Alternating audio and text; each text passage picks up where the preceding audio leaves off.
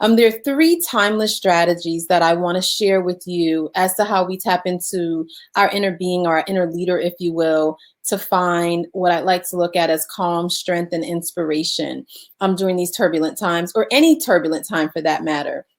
I think it's, we have to address the elephant in the room. Many of the things or any webinar, anything that we've been looking at lately has really come so quickly to us in this way because of what has been happening around the world with COVID-19. And so, yes, this is an unprecedented time in terms of, how we're having to respond to something that has not affected, a group of people or even a country, but the world. And so I want to just take this time and thank my partners at the Carillon for doing this and partnering with me to do this. And also, our partnership with Feeding South Florida in terms of, an organization that really is also giving back to the community and making sure a lot of the physical and some of those nourishment needs are being met. And so we looked at this as well to say, what can we do as a wellness community to make sure that we're also dealing with something that often gets misplaced or displaced, and that's our emotional and mental well-being as well during this time. And so I'm going to dive right in. And like I said, we're talking about resilience. And so when we think about resilience really is that balance between our ability to adapt and the fortitude that we have to actually continue to move forward. And when we think about that, right? So it's interesting because it's not about surviving. And so when we start the conversation at survival, that really isn't about resilience. That really is, it takes us off a path. And so resilience, then, if we look at it, it's really about us thriving. And so if you look at the picture that I'm projecting on the screen, there's a flower and it's growing in the middle of, a desert. And so what is it about this flower that allows it to grow in an environment that really should not be conducive for its ability to display its beauty? And if you look at it, it's not shriveled, it's not anything like that. It's actually vibrant, and there's a lot of life that you can see that it brings to the entire screen. And I would imagine that entire desert area. And so what does that? What allows us as human beings to do that? Because there's a lot of life and vitality in us, and oftentimes we don't know how to tap into that. And so I want to talk a little bit about that today. So calm, strength, and inspiration come from us being able to keep our cool. And it's interesting because there's this acronym of ICE, right? Inner well-being, connection and community, and emotional and energetic awareness. And so I want to take the next 20 minutes or so to kind of talk about this and then open it up for any questions you might have. And so let's look at the first one. When we talk about our inner well-being, it's really about our inner strength. And so everything that's happening right now, those things are literally happening outside of us. They're not happening inside of us. But what happens as a result of what we're experiencing in our outer world, our inner world has a response to that. And so oftentimes we'll say, we leave our emotions out of it. And I think that's where we start to go wrong. There is no possible way for us to leave our emotions out of it. In fact, the emotional brain, engages first. And then our logical brain decides what it wants to do as a result of what our emotions are telling us is real for us in the moment.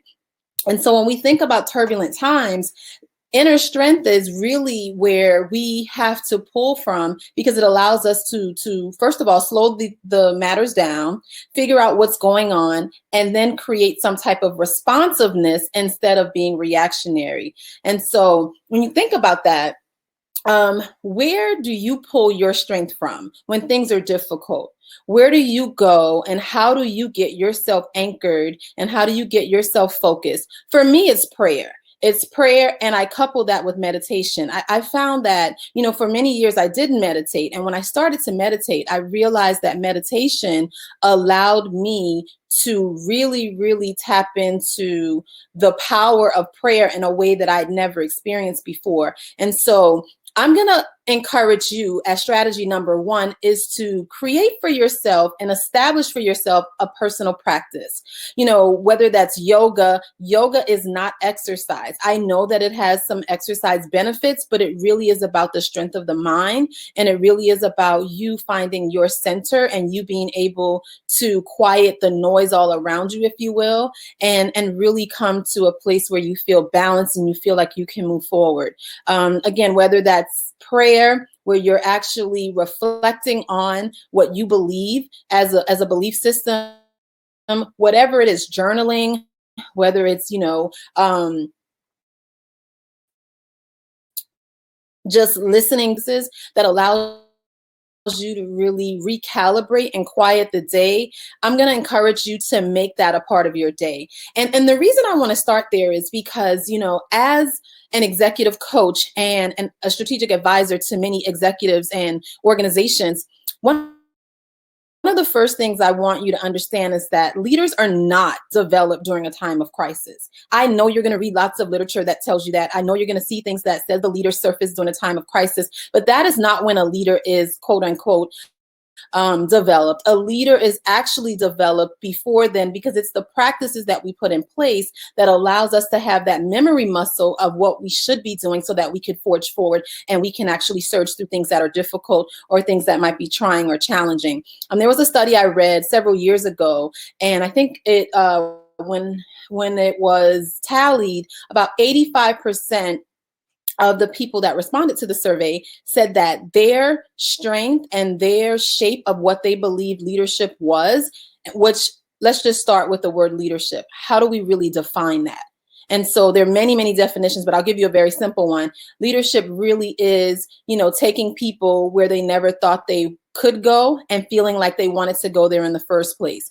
So that in and of itself, if we're going to be able to do that, take people or an organization or our family or whatever it is we're moving forward, or an idea, if you will, places that we never thought we could go, we first have to have that internal fortitude balanced with the ability to be flexible and adaptable based on what our situation is, and move forward. And so back to what I was saying, many people said that they were actually shaped as a leader based on other leaders that they had actually encountered with. And only 5% of them talked about their leadership abilities being shaped by that of a crisis. And so what that tells me is what's in you will come up out of you whenever you're in a very challenging or trying time. So that kind of takes me to what I want to share with you as a second strategy or practice, if you will, and that's connection and community. So there's something that says that we're pretty much the sum of the 5 people that are closest to us. And so I want you to think about who's in your community. Who are you connecting to? How are you connecting right now? There is so much strength in being able to have others to lean on, for you to be vulnerable, for you to share, for you to help. One of the biggest things that we often miss, which is why I love the partnership that we have with Feeding South Florida, is the ability to give, right? And so when we're giving and we're showing gratitude by helping others, it takes our mind off of things that may seem, challenging or troubling or difficult, because we're looking at where we are and we're still finding that ability to reach within ourselves, to reach in our resources and share and give to others. And so if you're feeling, disconnected in any way, if you're feeling like you want to connect in a stronger way, I encourage you and I challenge you to give. Give to your community, whether it's giving, like I said, to the organization that we're partnering with, Feeding South Florida, you're giving to your church, you're giving to your community, whatever it is. Find ways to give and share, and find ways to connect with community. And so that is the second practice, to cultivate community. One of the things that I focus on as an executive coach is burnout. And one of the reasons people burn out is because they're disconnected. Yes, your job requires a lot from you. And a lot of times you're making a lot of hard decisions. Oftentimes you're making decisions with only 60% of the information, and still having to make sure that it moves people and organizations and ideas forward. but it doesn't have to be lonely. There's always support, and there are other individuals that you should and could bring into your community that will help you strengthen your ability to lead, your ability to support others. And so as you're giving that support, I want to encourage you to create that support for yourself. The third thing that I want to talk about in this brief conversation is emotional and energetic awareness. So something that was really interesting to me, I don't even know how many weeks we are in now, but early on in this pandemic was I saw this interesting post, and it said, if you come out of this pandemic and you have not done this or achieved that goal or whatever, you're just lazy. And that post troubled me. It troubled me for two reasons. One, because I knew that that was someone that either was feeling challenged and feeling like they had to respond in a way that did not allow them to be vulnerable. Or two, it was someone that didn't understand we're all emotionally and energetically wired differently. And so that post went viral. And I started to see it everywhere. And then I saw, I felt really encouraged because I saw someone correct it and say, and they said, no, don't buy into that, because if you're feeling that, that doesn't mean you're lazy. That doesn't mean you don't have goals or ambition. That means you're human. And so when we think about that and understanding our emotional and energetic awareness, there are 22 emotions. And this is according to Abraham Hicks' emotional scale of guidance. And so on this scale, or this continuum of emotions, we range from faith all the way to fear, grief, depression, despair, and powerlessness. And so when you think about that, there are so many different emotions that we're having right now. Some of us are able to feel a lot of gratitude and a lot of excitement because, for example, myself, I'm able to help my clients reshape and redirect and look at this as an evolution. But there are others that might be feeling insecure. They may even be feeling jealous that how are some people thriving during a time like this and I'm not? And that's because they don't understand really what it means to thrive or what is the formula to create a thriving environment. And so that's why I thought it was important to share these three things, because it really starts with you understanding and going within to see where you are, checking in with that, being honest, and making sure you're refueling and you're revitalizing that every day, sometimes more than once a day. And then the second thing is connecting with others so that you are strengthened and that you are encouraged and that you are sharing as well, so that you're doing that for someone else. And then the third thing is having an emotional awareness that allows you to know that everyone's not going to move at the same pace. Everyone's not going to move through this with the same feelings, but it's important for us to keep the energy moving and to move from one energy, make a shift, one energy shift at a time. And so what that means is if you're finding yourself today fearful, you're probably not, it's not realistic to think that you're going to move right from fear to faith, but allow yourself to shift energy one emotion at a time. And so you're looking at this, and maybe the closer you get to feeling hopeful, then you continue to get the energy so that eventually you have faith that whatever it is that you're desiring to do on the other side of the turbulent times, you will be able to do that. And so I wanted just to share those things because, you know, whatever that's going to look like for you, whatever that's going to look like for your family, whatever that's going to look like for your organization, whatever that's going to look like for the people you lead, it first has to begin with you. We cannot give to others that which we have not given to ourselves. And so it's so important that we take this time, we experience what it is that we're experiencing, but more importantly, we make a determination as to how we're going to move forward from this. And so if I were talking to an organization right now, I would say to them, you want to make sure you have a plan. You actually have a game plan to help move your people and your organization forward, that you have a way to restore the trust in the people that are working within your organization, and that you create ways to really revive demand. Well, I'm going to flip that to us as individuals. We've got to have a plan, and we have to know what is our plan every day, that we are going to fortify ourselves, that we are going to make sure we are encouraged and that we're able to move forward. and what do we need? So while there are people out there like me that are telling organizations what they've got to do to make people feel trusting again, what is it that you need so that you can trust again? And so it's important for you to know that, because no matter what organizations, what municipalities, what leaders do, whatever it is that we need, even as leaders ourselves, we've got to make sure we're in tune with that and we know what that is, so that we can have authentic conversations and we can create responsiveness instead of reactionary movement, if you will. Yes, I could sit here and tell you this is a great time and I see all the beauty and the benefits, but that's relative. And so I want you to, number one, define what is this time for you.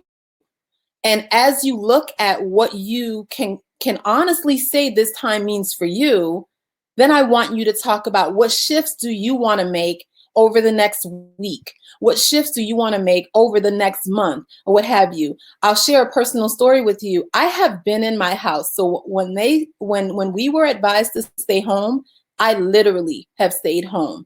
I've not gone out, maybe to take drives and things like that in the evenings, but I've not gone out to the store. I've ordered everything online. And so one of the things I realized with that was that I needed to start having a shifting plan for myself as it relates to how I was going to reintroduce to society. So a friend of mine advised me, okay, well, challenge me to get out and walk in the neighborhood, not on the treadmill, not in the house, not around the house, but to get out and walk. And so that was a huge step for me, because I did not want to be out. I did not want to have to engage with other people, because I really was at a place of not understanding what was happening with the virus and how that was going to impact me. So I've since moved along that emotional continuum, if you will, but it would have been ridiculous for me to think that I would go from where I was to feeling very, very assured and faith and full of faith that me going out was going to be okay. So whatever that is for you, identify that,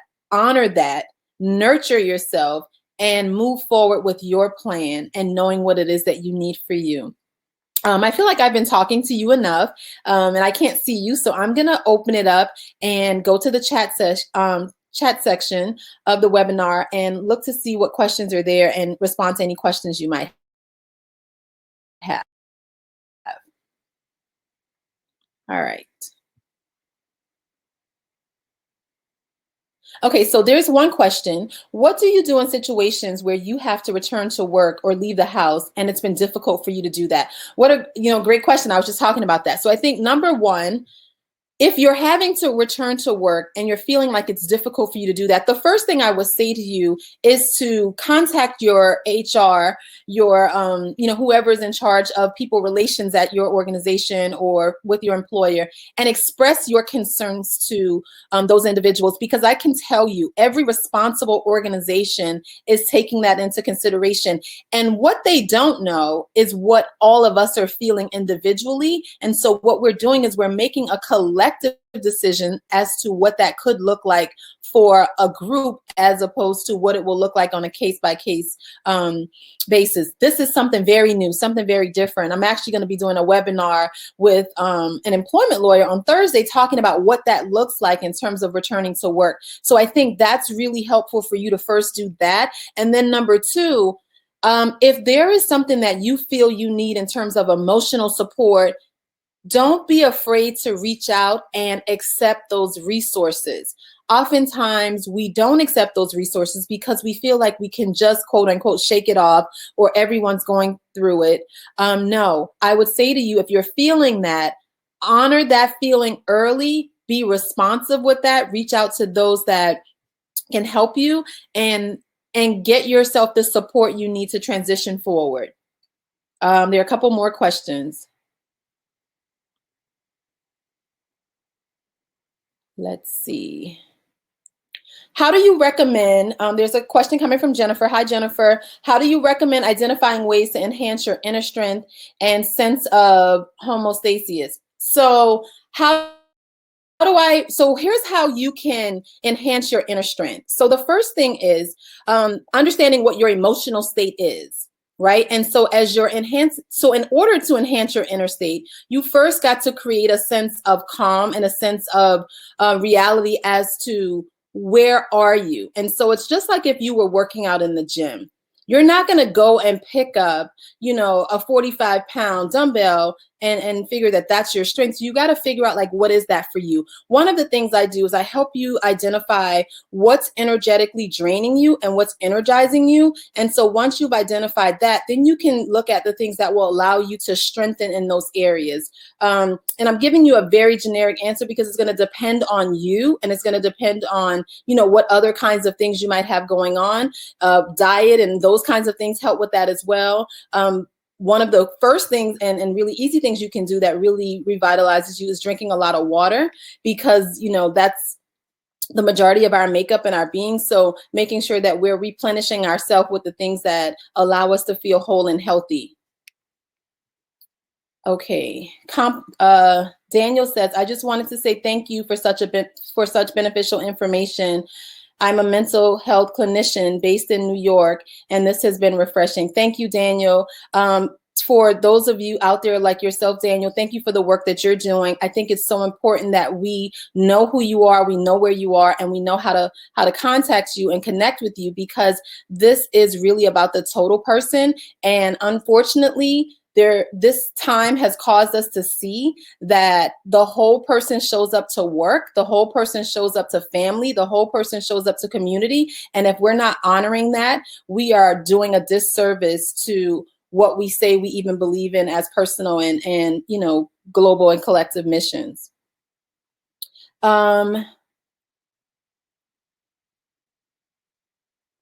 Okay, so are you offering virtual sessions during this time? Yes, I am, as well as my other partners at the Carillon. So one of the things I will share with you is, if you'd like more information on how you can, connect with me and have a virtual session, here's the information on the screen. I recommend everyone start with a power hour. I love the question that came from Jennifer earlier, so that we can identify, like, really how do we start to create, immediate shifts for you, so that we can identify what's leaking you and what's energizing you and move you forward in a way that's fulfilling and meaningful for you, not just in your work, but in your life.